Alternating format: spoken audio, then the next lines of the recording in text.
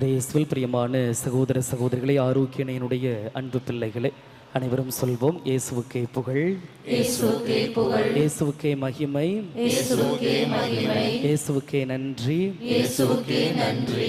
மரியே வாழ்க, மரியே வாழ்க. இயேசுவில் பிரியமானவர்களே, இன்று திருப்பிள்ளைக்கு வந்திருக்கின்றோம். ஒரே ஒரு சிந்தனையை நீங்கள் எடுத்துச் செல்லுங்கள், அதை வாழ்வாக்குங்கள். இன்றைய நற்செய்தி வாசகத்தின் வழியாக கடவுள் சொல்கின்ற ஒரு செய்தி.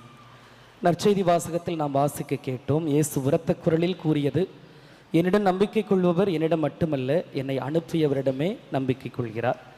என்னை காண்பவரும் என்னை அனுப்பியவரையே காண்கிறார் என்று நாம் வாசிக்க கேட்டோம். தந்தை கடவுளை யாருமே என்றுமே கண்டது கிடையாது. ஆனால் இயேசு சொல்கிறார், என்னை காண்பவர் என்னுடைய தந்தையை காண்பது போல. என்னிடம் நம்பிக்கை கொள்பவர் என்னிடம் மட்டுமல்ல, என்னை அனுப்பியவரிடமே நம்பிக்கை கொள்வது போலாகும். ஆக இயேசு சொல்ல வருகின்ற செய்தி என்னவென்றால், என்னை காண்பவர் தந்தையை காண்பது போல என்று இரத்தின சுருக்கமாக தெள்ள தெளிவாக சொல்கிறார். அப்படி என்றால் இயேசுவினுடைய வாக்கும் இயேசுவினுடைய வாழ்வும் தந்தையோடு ஒத்து போயிருந்தது. அதனால்தான் அவ்வளவு தைரியமாக என்னை காண்பவர் தந்தையை காண்பது போல என்று சொல்கிறார். தந்தை கடவுளுடைய முகமாக இயேசு இருக்கின்றார். இப்போ ஒரு கேள்வி, இப்போ நம்மளை யாராவது ஒருத்தரை பார்த்து என்னை காண்பவர் இயேசுவை பார்ப்பது போல அப்படின்னு சொல்ல முடியுமா? இப்போ நம்மளை யாராச்சும் பார்த்து சொல்லியிருக்கிறாங்களா, உங்களை பார்த்தா இயேசு மாதிரி இருக்குது, உங்களை பார்த்தா மாதா போல இருக்குது, உங்களை பார்த்தா அந்தோனியார் போல இருக்குது, உங்களை பார்த்தா செபஸ்தியார் போல இருக்குது, அந்த புனிதர் போல இருக்குது? கண்டிப்பாக சொல்லியிருப்பாங்க, சின்ன வயசில் சொல்லியிருப்பாங்க. ஏனென்றால் நம்முடைய வாழ்வு சில நேரங்கள் அந்த புனிதரை போல ஒத்திருக்கும், அவருடைய புண்ணிய வாழ்வை போல ஒத்திருக்கும். ஏன் நம்ம ஊரில் ஒவ்வொரு பங்குக்கும் ஒரு பாதுகாவலரை புனிதராக கொடுக்குறாங்க?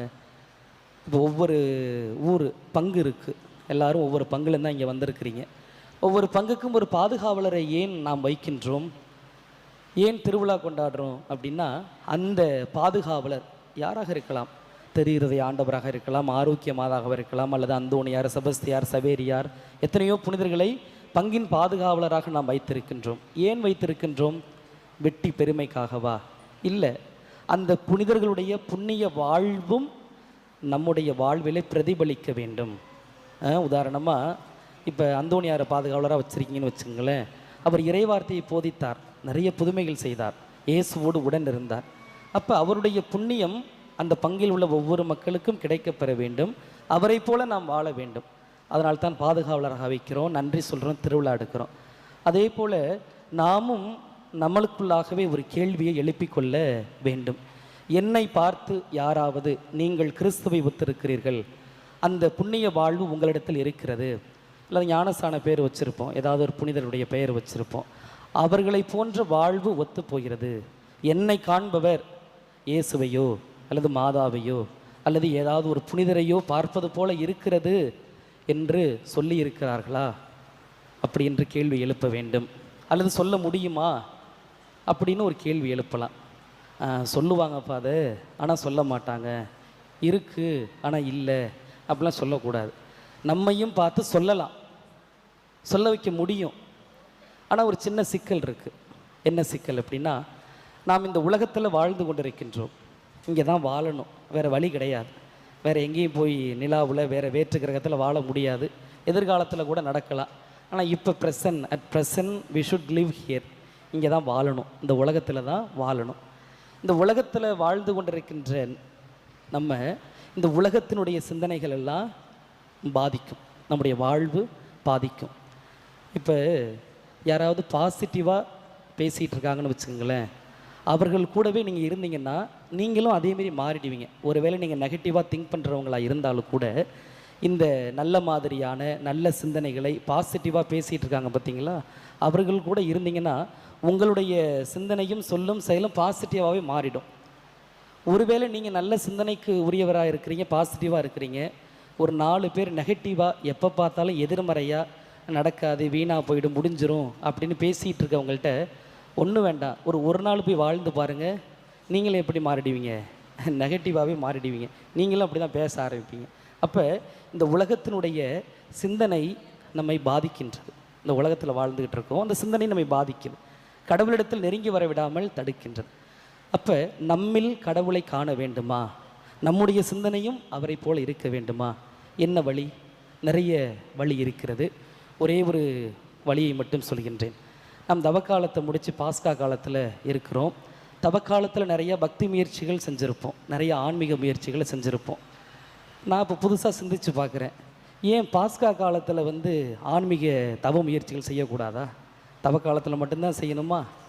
பாஸ்கா காலத்தில் என்ன மறந்துடுறோம். ஏன்னா 40 நாள் 46 நாள் தவக்காலத்தில் வச்சு அடிக்கிற அடி, தவக்காலத்தில் பார்த்தீங்கன்னா வச்சு ஒரே அடியாக 46 நாள் கடவுளையே ஒரு கணம் ஆச்சரியப்பட்டு போவார் நம்முடைய தவ முயற்சிகளெல்லாம் பார்த்து.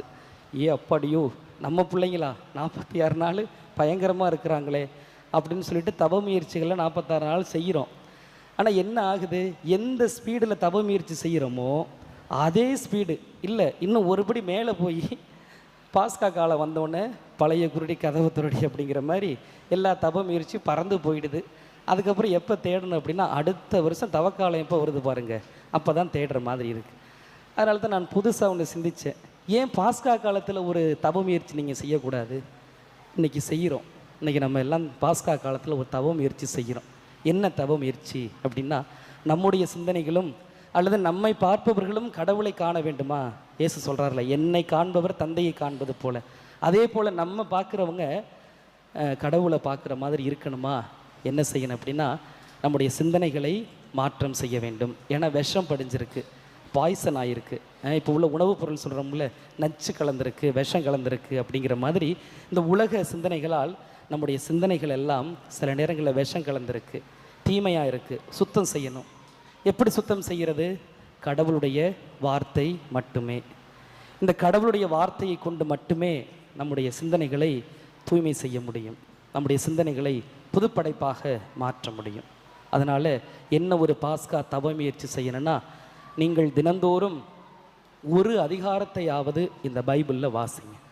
கண்டிப்பாக இந்த வார்த்தை வாழ்வு கொடுக்கும், நம்மளை கைவிட்டு விடாது, நம்முடைய சிந்தனைகளில் மாற்றம் ஏற்படுத்தும். ஒருவேளை இந்த உலகத்தினால் உலகப்போக்கினால் நம்முடைய சிந்தனைகள் மாற்றம் பெற்றிருக்கிறது, தவறான வழியில் செல்கிறது, எப்போ பார்த்தாலும் நெகட்டிவாகவே பேசிகிட்டு இருக்கோம், எப்போ பார்த்தாலும் இப்படி வேண்டாததை பேசிகிட்டு இருக்கோம் அப்படின்னு நினச்சிருந்தோம்னா, இந்த வார்த்தையை நாம் படிக்கின்ற பொழுது கண்டிப்பாக இந்த வார்த்தை உள்ளத்து சிந்தனைகளை மாற்றும். கடவுளுடைய வார்த்தை உயிர் உள்ளது, ஆற்றல் வாய்ந்தது, இரு பக்கமும் வெட்டக்கூடிய எந்த வாளினும் கூர்மையானது, எலும்புகளெல்லாம் உடச்சி எரிஞ்சிட்டு வந்துடும். அது போன்ற வல்லமை உள்ளது இந்த வார்த்தை. ஆனால் நம்ம இந்த வார்த்தையை எப்படி பயன்படுத்துகிறோம் அப்படின்னா, ஒரு விளையாட்டாகத்தான் பயன்படுத்துகிறோம். எப்படி பயன்படுத்துவோம்? ஏதாவது ஒரு வீட்டில் ஒரு நல்ல காரியம் நடக்குதுன்னா பைபிள் எடுத்து என்ன பண்ணுவோம், திடீர்னு இப்படி பெரட்டுவோம். இந்த ஸ்கூல் பிள்ளைங்க புத்தகத்தில் விளையாடுற மாதிரி 2 பேப்பரை பெரட்டி இன்றைக்கி ஆண்டவர் என்ன சொல்கிறார், இல்லைன்னா ஜோசியம் போட்டு பார்ப்போம். என்ன ஜோசியம் போட்டு பார்ப்போம்? பைபிள் அந்த பாக்ஸ் வாங்கி வச்சுட்டு அதுலேருந்து ஒரு வார்த்தை எடுத்து இன்றைக்கி கடவுள் என்ன சொல்கிறார் அப்படின்னு சொல்லிட்டு சிலரங்களில் ஜோசியம் போட்டு பார்ப்போம். அதனால் அப்படி இல்லாமல் இந்த வார்த்தைகளை நாம் தினந்தோறும் படிப்போம். கண்டிப்பாக நம்முடைய சிந்தனைகள் மாறும். எப்படி டெய்லியும் வாட்ஸ்அப் பார்க்குறோமோ, செய்தித்தாள் படிக்கிறோமோ, ஒரு டிஃபன் சாப்பிட்றோமோ, காலையில் எந்திரிச்சோன்னே டீ குடிக்கிறோமோ, அதே போல் காலையில் எழுந்த உடனே கைக்கு எது தான் வரணும்? பைபிள் தான் வரணும். ஆனால் இப்போ காலையில் எந்திரிச்சோன்னே என்ன வருது? செல்ஃபோன் தான் வருது. ஏன்னா காலையில் எந்திரிச்சோன்னே கண்ணிருந்தும் குருடராக இப்படி தடவுறோம், அப்படியே எங்கே செல்ஃபோனை காணும் அப்படின்னு சொல்லிட்டு காலையில் முழிக்கிறது அதில் தான், தூங்குறது அதில் தான். காலையில் எந்திரிச்சோன்னே இப்படி சிலுவை போட்டுட்டு எந்திரிச்சிட்டு பைபிளை எடுங்க. இந்த பைபிளை எடுத்து ஒரு அதிகாரம்னாவது வாசிங்க. ஒரே ஒரு அதிகாரம் ஒரு நாளைக்கு. இதை நீங்கள் வாசித்து பார்த்துட்டீங்கன்னு வச்சுங்களேன், இந்த டேஸ்ட்டு, இந்த சுவை உங்களை விட்டு போகாது. கடவுள் எத்தனை இணையவர் என்று சுவைத்து பாருங்கள் அப்படின்னு சொல்வது போல், இந்த திருவிவிலியத்தை வாசிக்க ஆரம்பித்து விட்டீர்கள் என்றால் அந்த சுவை உங்களை விட்டு போகாது. அப்பொழுது உங்களுடைய உள்ளத்து சிந்தனைகளை எல்லாம் தூய்மை பெறும். அப்போ உங்களை பார்க்குறவங்க நம்ம நல்ல ஒரு கிறிஸ்தவர்கள்.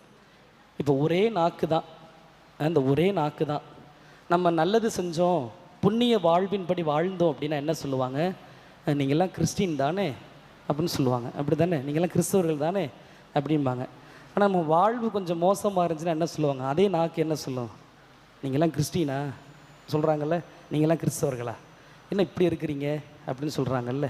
அப்போ நம்முடைய வாழ்வு கடவுளை ஒத்ததாக நம்மில் கிறிஸ்தவ விழுமியங்களை பார்க்க வேண்டுமென்றால் நாமும் மாறுவோம். அந்த பாஸ்கா கால ஆன்மீக முயற்சியாக இந்த இறைவார்த்தையை வாசிப்போம். உள்ளத்து இல்லத்து விருப்பங்களை எல்லாம் கடவுள் நிறைவேற்றி கொடுப்பார். அதிலும் சிறப்பாக உள்ளத்து சிந்தனைகளை மாற்றி கொடுப்பார் என்ற நம்பிக்கையோடு ஜெபிப்போம். ஆமென்.